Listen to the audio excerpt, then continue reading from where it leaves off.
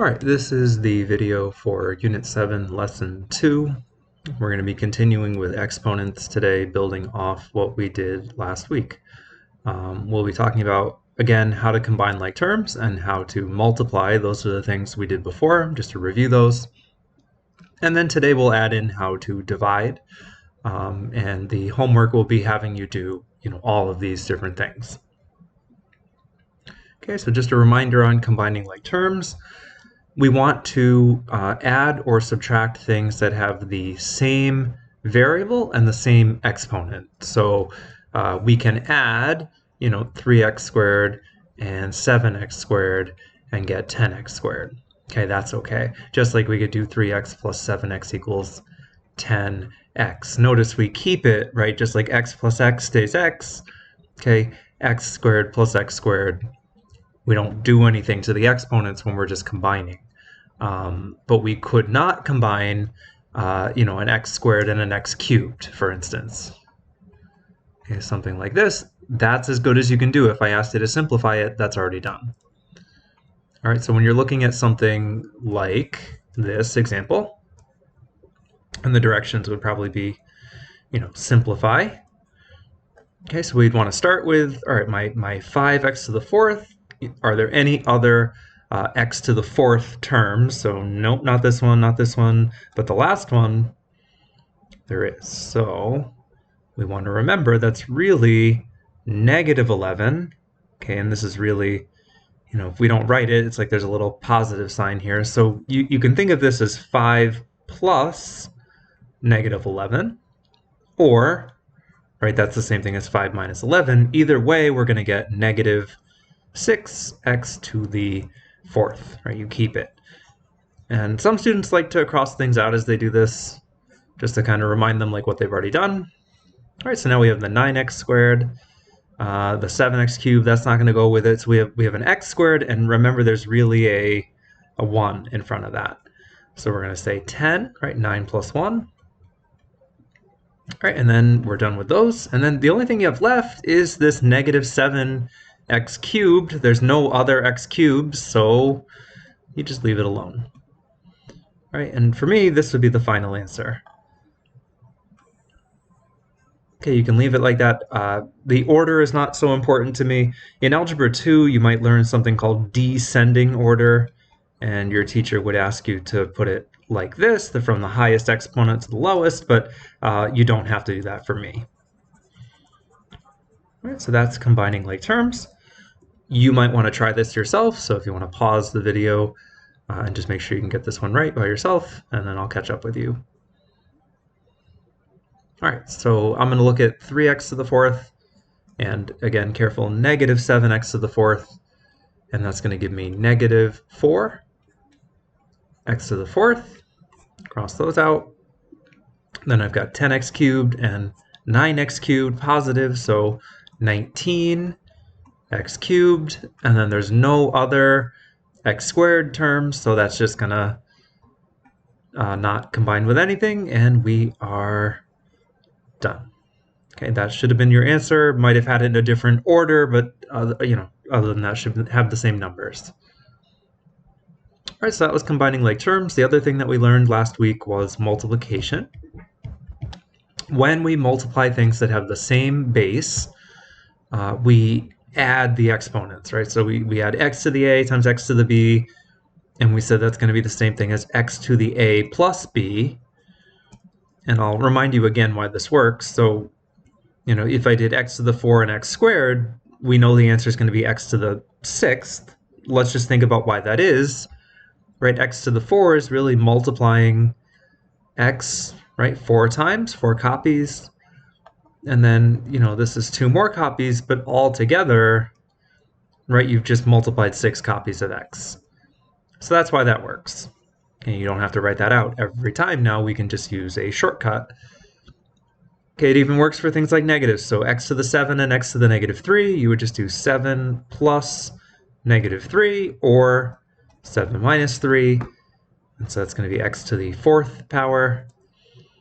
And then just don't forget that there's always a 1 if we don't write anything. There's a hidden 1 on the exponent. So x to the 5 times x really to the 1 gives me, again, x to the 6th power. Okay, we can do things that are more complex when there's more variables. And when we do that, we don't combine like terms. That's not exactly what we're doing, but the same idea that we put like things together. Okay, so x's go with x's, y's go with y's, numbers go with numbers. And the way we do this is we multiply the numbers, right? We're multiplying the whole thing, but numbers you just multiply like you always do. So 6 times 5 is 30. And then we are multiplying, right? We're doing x cubed times x to the 4. But then we just saw on the previous slide, when we multiply, we add the exponents. Okay, so some students get confused because they're like, I thought I was multiplying, and you are, okay, but the result of that is you end up adding the exponents when you do that. Okay, so then the y's, right, it'll give me y to the 11th. So y to the 9, y squared gives me 11 y's altogether. And that's it. You're done at that point. You can't combine that any further. All right, so this works even, again, with negative signs and stuff. So you're multiplying, so negative 3 times 7 is still negative 21. And then, right, go to your x's. So x to the 5, x to the negative 3. We're going to add those together and get x squared, right, x to the 2nd power. And then just don't forget the hidden 1 on the y, and that's going to give me y to the 11th. And again, at that point, you are done. All right, so maybe you want to try a couple more of those just to make sure that you are understanding. So if you want to pause the video and try these, and I will catch up with you. Okay, so for the first one, should have said 12, x to the 5, y to the 14, right? 5 plus 9. And that's it. Okay, for the second one, that's a little more complicated. Negative 9 times negative 2 is positive 18. Okay, and then here you're adding again. So a 10, a to the 1, a to the 11. B to the 3rd, b to the negative 7, 3 plus negative 7. Okay, we're going to say negative 4. And for today, we're just going to leave negative exponents. And then c to the negative, or to the 4 rather, and then to the 11, 4 plus negative 11 gives me negative 7. And that's our answer. All right, so now the new thing is going to be division. Okay, so when we multiply, we add the exponents. So when we divide, we're going to subtract, because remember, multiplication and division are really opposites of each other. So same thing, right? If we add when we multiply, we're going to do the opposite. We're going to subtract when we divide. Okay, so if you do x to the a divided by x to the b, you would simply do the same as x to the a minus b. And so, if I have x to the 7 over x squared, I can simply say that's x to the 5th, right? 7 minus 2 is 5. To understand why that works, if I wrote all this out, 1, 2, 3, 4, 5, 6, 7. There are 7 on top, and there are 2 on the bottom. But really, anything divided by itself is 1, right? So if I do x divided by x, that just becomes a 1. And x divided by x, that just becomes a 1. And 1 times anything doesn't really change anything, right? So we can forget about that. So what are you left with? Well, there are 5 x's, right? X to the 5th power remains. But you don't have to write that out every single time. Okay, you wouldn't want to do 20 little x's every single time. That would get annoying. Okay, you can simply skip ahead. You can say 20 minus 6, and that gives you x to the 14th power. And then just careful here, sometimes negatives throw students off. 10 minus negative 3, right? It's already negative, but you're subtracting it, so that's really like adding it, right? Minusing a negative is the same thing as adding it, so okay, we get x to the 13th power. Right. When things are more complicated, we sort of do like we did with multiplication, right? We put like things together. So I'll start with the variables because we just talked about what to do with those. So first of all, when you're dividing, just make a fraction bar. X to the 4 and x squared. Okay, we said you subtract, right? So 4 minus 2, it's going to give me 2. We write the answer on top. And then same thing, just don't forget the 1 on the y. 9 minus 1, that's going to be 8. Let's put the answer on the top. All right, so what do we do with the numbers? Okay, well, if all this other stuff weren't here, you would just have 10 over 15, right? You would have a fraction. So we're just going to reduce that like we normally would, right? 5 goes into 10 twice, and 5 goes into 15 3 times. That's what we're gonna slide that in here, right? So the 2 was on top, and the 3 was on the bottom.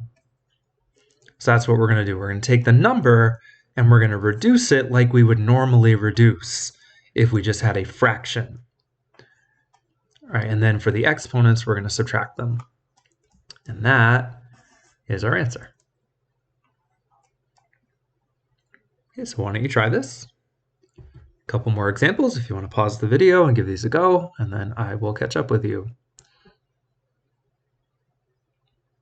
Okay, so for the first one, first I'll start by reducing. Okay, 18 over 12.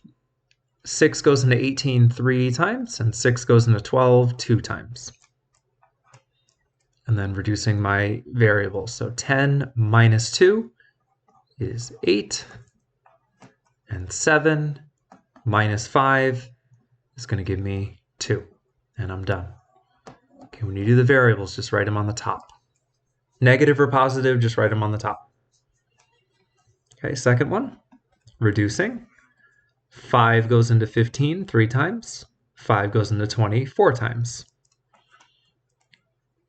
X to the 4, x to the second. Okay, it's going to give me x to the 2. And then just careful, 9 minus 12. Right, so always do the top number minus the bottom number is going to give you negative 3. For today, we're just going to write that on top, and we're just going to leave that alone. In another lesson, we'll talk about what to do with that. But for right now, this is good. All right, and that's today's lesson. So if you look on Canvas, you will see an assignment. The assignment puts everything together, so the multiplying and the dividing and combining and all of that. A few examples of each so that you can see how you're doing. If you can turn that in, I can give you some feedback on how you are doing. And if you have any questions, feel free to send me an email anytime. Thank you very much. Have a great day.